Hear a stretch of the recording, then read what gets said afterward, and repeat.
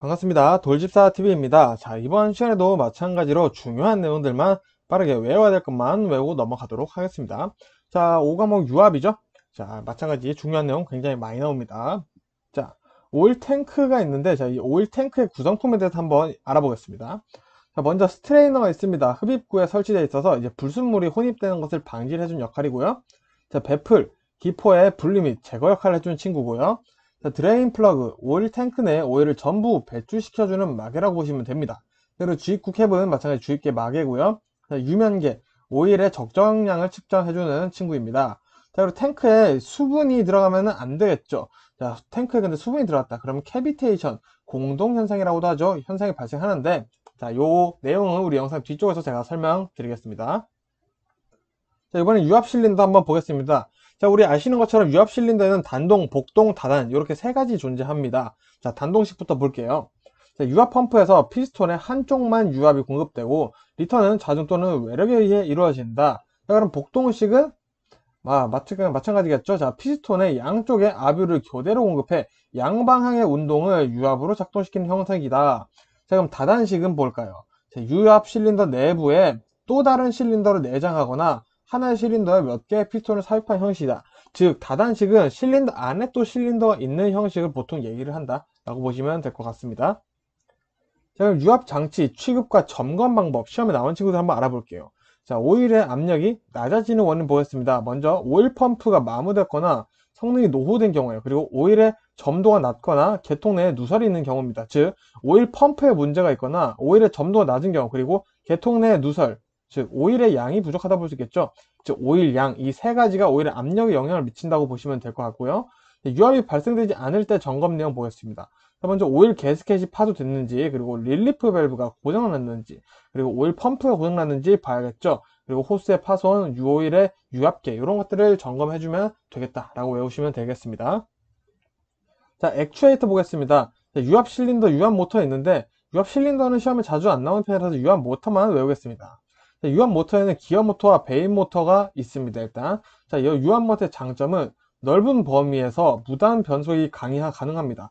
그리고 소형이고요, 경량이지만 큰 출력을 낼 수 있다는 장점이 있고요. 과부하에 걸려도 안전하다. 그리고 정회전, 역회전 변화가 가능하고요. 자동 원격 조정이 가능하고 작동이 신속 정확하다라는 장점을 기어 모터와 베이 모터, 즉 유압 모터가 가지고 있다라는 거죠. 자, 유압 모터 한번 단점 보도록 하겠습니다. 자, 유압류의 점도 변화에 의하여 유압 모터의 사용에 제약이 있다. 즉 점도 변화에 따라서 사용에 제약이 크다라는 겁니다. 그리고 유압류는 인화하기가 쉽겠죠. 조심해야 되고요. 유압류에 먼지나 공기가 침입하지 않도록 특히 보수에 신경을 많이 써야 된다는 얘기가 나옵니다. 자, 공기와 먼지가 들어가면 당연히 성능에 영향을 주겠죠. 그리고 전동 모터에 비해 급정지가 너무 쉬울 수 있으니 조심해야 된다 라는 내용들이 나옵니다. 그럼 점도 및 점도 지수 말씀드렸는데 한 번 더 이제 유압이기 때문에 말씀드릴게요. 자, 우리 점도가 높으면 유동성이 저하된다. 기억나시죠? 점도가 낮으면 유동성이 좋아지죠. 그리고 점도 지수가 크면 점도 변화가 작고요. 점도 지수가 작으면 점도 변화가 크다라는 거 한 번 더 기억해 주시고 또 유압 보겠습니다. 자, 작동률의 조건. 그렇다면은 점도 지수가 높아야 된다는 거죠. 자, 방금 말씀드렸죠. 그럼 점도 변화가 낮다라는 뜻이죠.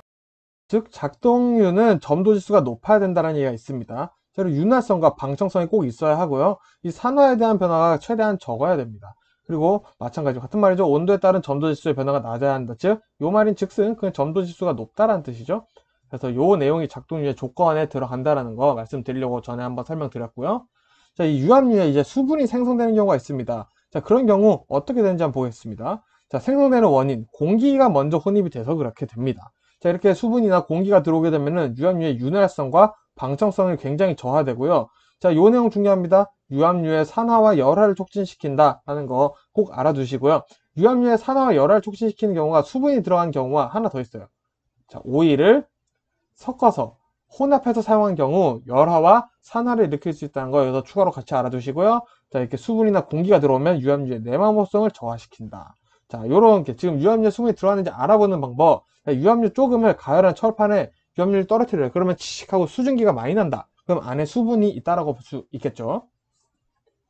자, 그러면은 요런 내용들. 자, 방금 작동률에 공기가 들어가면 수분이 생긴다고 했어요. 자, 요 내용들을 우리는 실린더의 숨 돌리기 현상이라고도 얘기를 합니다. 즉, 유압이 낮고 작동률에 공급량이 부족할 때 나타나기도 하고요. 작동 시간의 지연과 작동류 공급 부족으로 서지 압력이 발생한다라고 보시면 되겠습니다. 그래서 방금 말씀드렸던 것처럼 작동류의 열화가 촉진된다, 열화 산화가 촉진된다 라고 말씀드렸죠. 자, 그리고 중요한 거 공동현상이 일어납니다. 아까 캐비테이션이라고 말씀드렸는데 이 캐비테이션 중요하니까 알아보도록 하겠습니다. 자, 캐비테이션, 작동류 속에 기포가 발생하여 유압장치 내에 국부적인 높은 압력과 소음 및 진동이 발생하여 양전과 효율이 저하되는 안 좋은 현상이다 라고 보시면 되겠습니다. 즉 유압 회로 내 기포 발생, 필터의 여가 입도수가 너무 높을 때 발생할 수 있고요. 소음 증가와 진동이 발생하면 효율이 저하된다 라고 보시고, 오일 탱크 내에서는 오버플로우가 생기는 것이 캐비테이션이다 라고 보시면 되겠습니다. 자, 그러면 이 캐비테이션 방지 방법도 중요하겠죠. 자, 흡입구의 양적을 1m 이하로 해주시고요. 자, 흡입관의 굵기를 유압 본체 연결 크기와 같은 것을 사용해야 된다. 그리고 펌프의 운용 속도를 규정 속도 이하로, 너무 빨리 돌리면 안 된다라는 거죠. 그래서 정리해보자면은 이제 유체 관로에 공기가 침입하게 되면은 캐비테이션, 유압류의 열화 촉진, 그리고 실린더, 숨 돌리기 현상이 발생한다 라고 이 세 가지 크게 하시고 이 내용들 다 이해를 하고 계셔야겠죠. 그래서 추가로 우리 또 중요한 거 채터링 현상 한번 알아보겠습니다. 자, 이 릴리프 밸브 스프링 장력이 약화될 때 발생하는 현상이에요. 그래서 작동형 이 릴리프 밸브에서 자주 일어나는 현상으로 볼 수 있고요. 자, 볼이 밸브의 시트를 때려서 소음을 발생시키는 현상이다. 마찬가지로 효율이 저하될 수밖에 없겠죠. 그래서 채터링 현상도 안 좋은 현상이다라는 뉘앙스라도 머릿속에 꼭 담아주시면 좋을 것 같습니다. 자, 플러싱이 뭔지 또 한번 보도록 하겠습니다. 자, 우리 레스토랑이나 호텔에서 우리 설거지하는 곳을 플러싱 룸이라고도 해요. 그래서 설거지, 씻는다 라는 개념이 있는데요. 자, 유압 계통에서 오일 장치 내 슬러지, 이런 찌꺼기들이 생겼을 때 용해하여 장치 내부를 깨끗하게 하는 작업이다 라고 보시면 되겠습니다. 그래서 이게 플러싱이고요. 플러싱 후에 처리 방법 어떻게 하냐. 자, 잔유 플러싱 오일, 자, 청소된 오일이라면 그 오일도 더러워졌겠죠. 그 플러싱 오일을 제거를 해주시고요. 탱크 내부를 청소해야겠죠. 그리고 라인 필터, 엘리먼트를 꼭 교환해 주시고요. 전체 라인에 작동유가 공급되도록 한번 전원을 켜서 시동을 해 줘야겠죠. 자, 그리고 파스칼의 원리 말씀드리겠습니다. 제가 일전에 간단히 말씀드린 적이 있는데, 자, 쉽게 말씀드리겠습니다. 이렇게 우리 밀폐된 공간이 있어요. 이렇게 오일이 차 있습니다. 자, 그때 우리가 여기에다가 압력을 줄게요. 좌측에다가 압력을 줬습니다. 자, 그러면 좌측만 압력이 가해진 게 아니라 이 전체에 동일한 압력이 가해진 거다. 그래서 밀폐된 공간에서 어느 한 곳에만 압력을 가하더라도 전체적으로 압력이 가해지는 것을 파스칼의 원리다라고 얘기를 합니다. 그래서 이 유체가 가해진 압력은 면에 대해 직각으로 작용하고요. 각 점의 압력은 모두 같은 방향으로 작용한다. 그리고 밀폐된 용기 내에서 액체 일부에 가해진 압력은 육체 각 부분에 동시에 같은 크기로 전달된다 라는 걸로 정리해서 이해해 주시면 좋을 것 같습니다. 자, 그리고 이제 어큐뮬레이터 말씀드릴게요. 자, 어큐뮬레이터에 대한 단어가 어렵다 보니까 좀 헷갈리시는 분들 많은데 의미 가지실 필요 없습니다. 추갑기라고 일단 알아두시면 되고요. 시험 문제에 뭐 나온지만 외우시는 게 좋습니다. 자, 먼저 첫 번째, 유압류의 압력 에너지를 저장하는 용기입니다.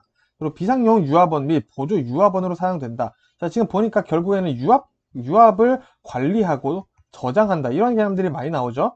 자, 세 번째 볼게요. 일정한 압력 유지와 점진적 압력 증대를 위해 사용된다. 마찬가지죠.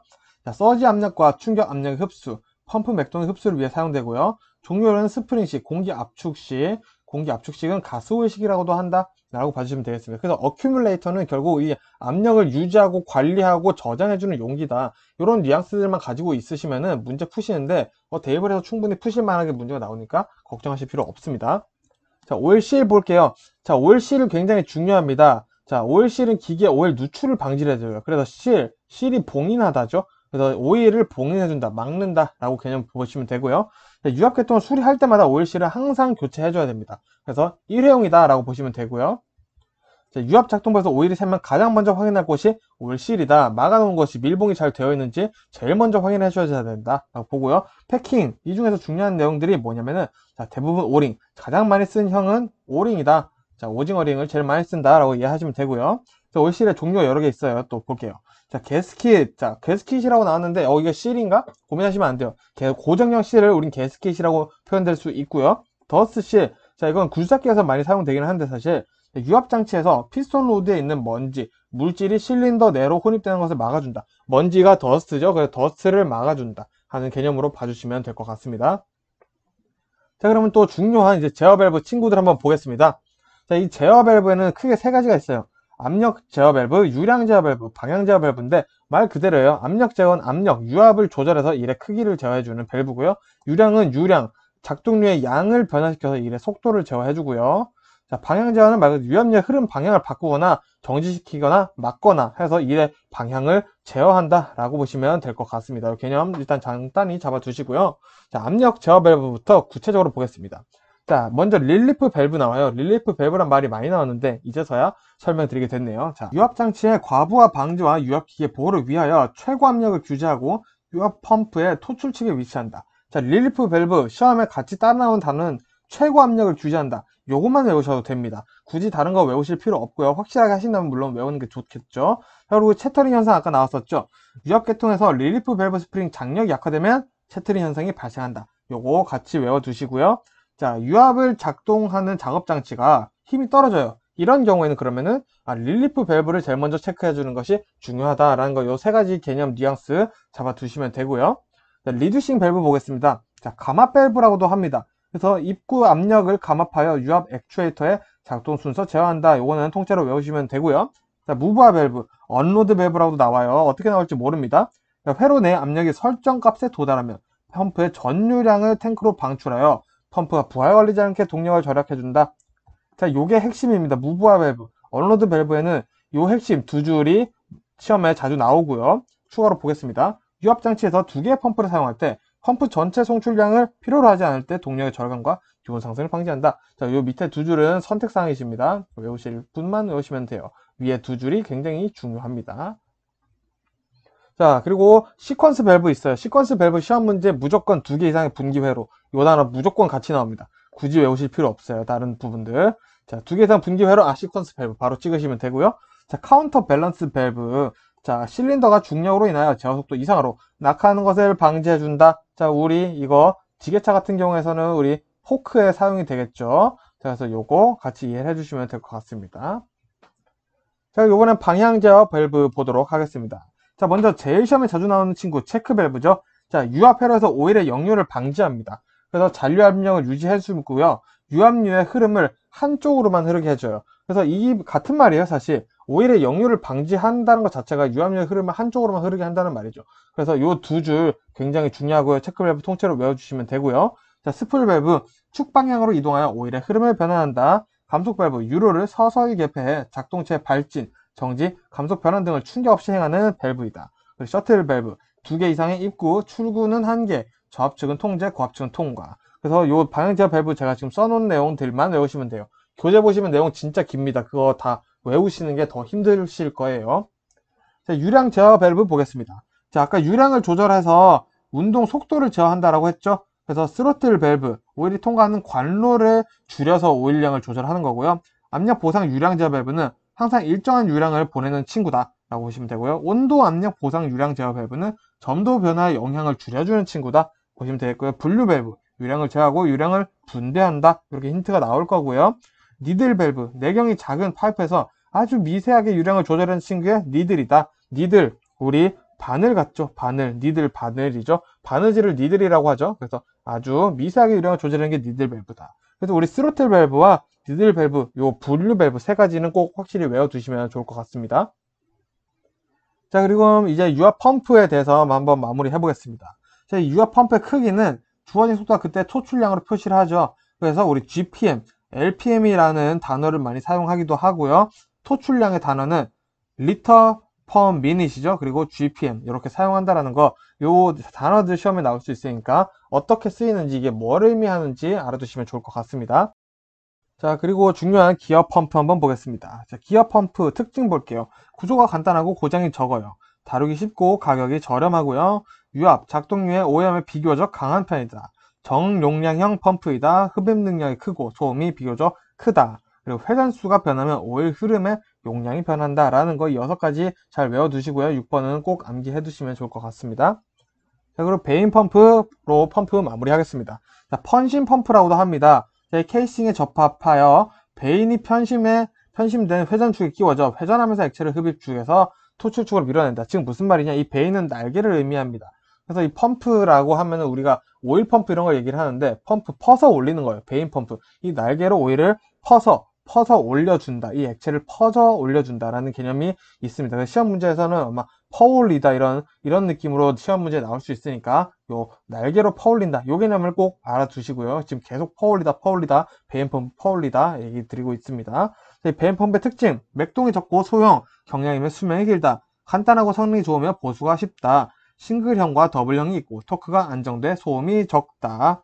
자, 캠링면과 메인 선단 부분에서 마모가 일어난다 라고 보시면 될 것 같습니다. 자, 그리고 끝으로 공유압 기호 말씀드리겠습니다. 좀 외울 만한 게 뭐가 있냐, 이 복동 실린더 그림 하나 봐주시고요. 단동 실린더 그림 봐주시면 좋을 것 같고요. 체크 밸브, 릴리프 밸브 좀 봐주시면 좋을 것 같습니다. 자, 물론 공유압 기호는 시험에 자주 나오진 않지만 한번 나오면은 이 그림 보고 외우시면 좋으니까 자, 꼭 보셨다가 문제 푸시면 좋을 것 같고요. 자, 여기서도 뭐 딱히 볼만한 건 없는데, 자, 복동 실린더, 양로드형 이런 거 좀 봐주시면 좋을 것 같습니다. 자, 그리고 좀 특이한 거, 이런 거 헷갈릴 만한 거 있죠?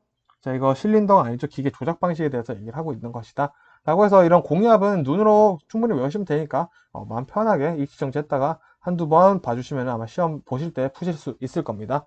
자, 이렇게 해서 유압 넘겼고요. 자, 이제 마지막 한 과목 남았으니까 조금만 더 힘내서 공부하시길 바랍니다. 고생 많으셨습니다.